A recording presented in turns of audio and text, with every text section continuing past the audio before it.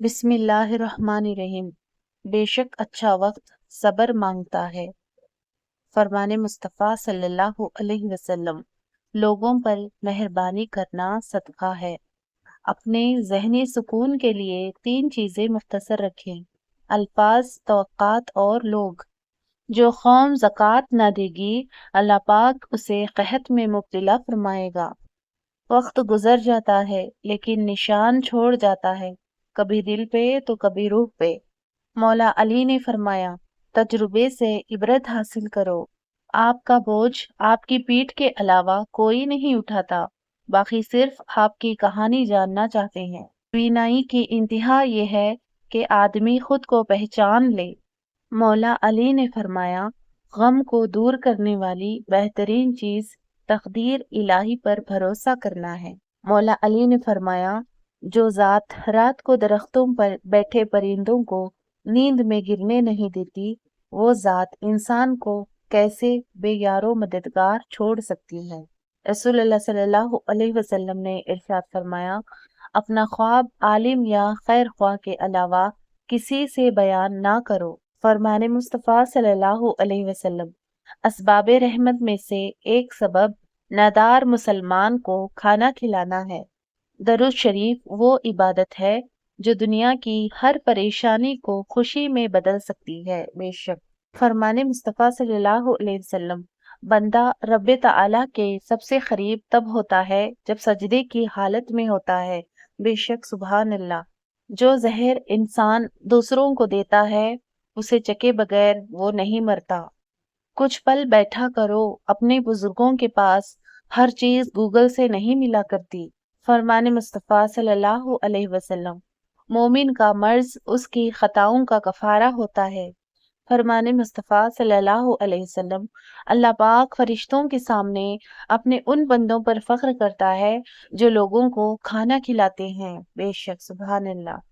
قرآن پاک کی خوبصورتی یہ ہے کہ آپ اس کے پیغام کو بدل نہیں سکتے، ہاں مگر وہ آپ کو بدل سکتا ہے۔ بے شک رسول اللہ صلی اللہ علیہ وسلم نے ارشاد فرمایا، جو عورت اپنے خاوند کی اجازت کے بغیر گھر سے نکل جایا کرتی ہے، وہ گھر آنے تک یا خاوند کے راضی ہونے تک اللہ تعالیٰ کی ناراضگی میں رہتی ہے۔ شیخ سعدی رحمت اللہ علیہ نے فرمایا، کوئی شخص روزی اپنی لیاقت اور طاقت سے نہیں حاصل کرتا، اللہ سب کا رازق ہے۔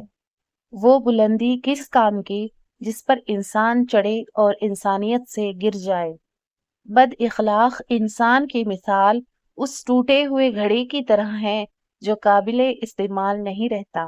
خوشی میں جشن سے بہتر شکر ہے اور غم میں سوگ سے بہتر صبر ہے۔ تکلیف دا وقت بہادروں کو مضبوط کرتا ہے۔ ہدایت اللہ کا فضل ہے جو ہر کسی کو نہیں ملتا۔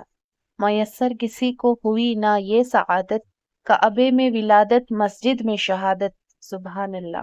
حضرت علی رضی اللہ تعالی عنہ نے فرمایا، نصیب کیسا بھی ہو، نماز اور قرآن سے مدد لے کر اللہ سے جو مانگو وہ ملتا ہے۔ اللہ کی محبت کے علاوہ دنیا کی ہر محبت دکھ دیتی ہے۔ رسول اللہ صلی اللہ علیہ وسلم نے ارشاد فرمایا، جنت کی چابی نماز ہے۔ بے شک عاجزی اور سادگی انسان کو بادشاہ بنا دیتی ہے۔ بیدار کر دینے والا غم غافل کر دینے والی خوشی سے بہتر ہے۔ تکبر کی گندگی کو دل سے دور کرنے کا بہترین ذریعہ نماز ہے۔ منزل سب کی اللہ ہے، محبت، غم، آزمائش یہ سفر کا حصہ ہے۔ اپنی کامیابی کو فجر کی نماز میں تلاش کیا کرو۔ رسول اللہ صلی اللہ علیہ وسلم نے فرمایا، میری آنکھوں کی ٹھنڈک نماز میں ہے۔ فرمان مصطفیٰ صلی اللہ علیہ وسلم، صبر کے ساتھ آسانی کا انتظار کرنا عبادت ہے۔ نماز مٹی کے انسان کو سونا بنا دیتی ہے۔ روح کی بیماری کے لیے قرآن مجید سے بہتر اور کوئی دوا نہیں۔ سب سے خوبصورت عمل یہ ہے کہ ہر پل اللہ کا شکر ادا کرنا۔ پیارے نبی کا فرمان ہے، دنیا میں اس طرح رہو گویا تم مسافر ہو۔ دنیا میں کوئی آواز اذان سے زیادہ خوبصورت نہیں ہے۔ بے شک جب کرم ہوتا ہے تو حالات بے شک بدل جاتے ہیں۔ خوش قسمت ہے وہ انسان جس کو دن میں 5 مرتبہ اپنے رب سے ملاقات کا موقع ملتا ہے۔ جہاں محبت اللہ سے ہو وہاں عبادت کے لیے وقت کم پڑ جاتا ہے۔ انسان کی قدر اس کی زندگی میں کرو، مرنے پر تو غیر بھی کاندھوں پر اٹھا لیتے ہیں۔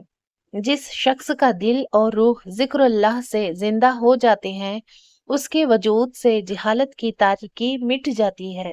مولانا جلال الدین رومی رحمت اللہ علیہ فرماتے ہیں، اگر ہماری جان یاد خدا میں بیدار نہیں تو یہ بیداری ہمارے لیے قید خانہ ہے۔ جو شخص دن یا رات کو صدقہ کرتا ہے تو وہ سانپ یا بچھو کے کاٹنے، گر کر مرنے یا اچانک موت سے محفوظ رہتا ہے۔ آسان صدقہ پانی پلانا صدقہ ہے، کمزور آدمی کی مدد کرنا صدقہ ہے، بھٹکے ہوئے شخص کو راستہ بتانا صدقہ ہے، دوسرے کو نقصان پہنچانے سے بچانا صدقہ ہے، کسی آدمی کو سواری پر بٹھانا یا اس کا سامان اٹھا کر سواری پر رکھوانا صدقہ ہے۔ ہم جس احسان فراموش معاشرے کا حصہ ہے وہاں سونے کی پلیٹ میں بھی کچھ دیا جائے تو چمچہ نہ ہونے کا شکوہ بہرحال رہتا ہی ہے۔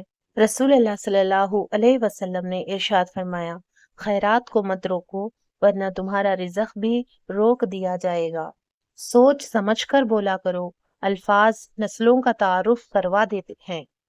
یا اللہ ہم سب کے گھروں میں سکون اور برکت عطا فرما، آمین۔